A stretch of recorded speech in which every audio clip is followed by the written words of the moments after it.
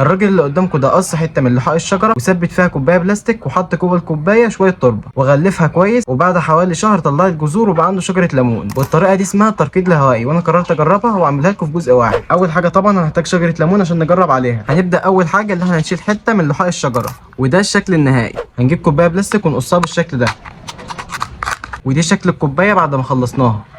هيبدا نجيب الكوبايه ونحطها بالشكل ده. بعد كده هيبدا نحط جواها تربه. بعد كده هيبدا يديها شويه ميه، وهيبدا نغطيها بكيس بلاستيك. بعد ما خلصنا هنسيبها شهر ونرجع لها. طبعا يا جماعه مش لازم تكون نفس الشجره، بس هي نفس الطريقه. تعالوا يلا نفتحها ونشوف النتيجه. طبعا يا جماعه التجربه نجحت، هنبدا نقصها عشان نزرعها.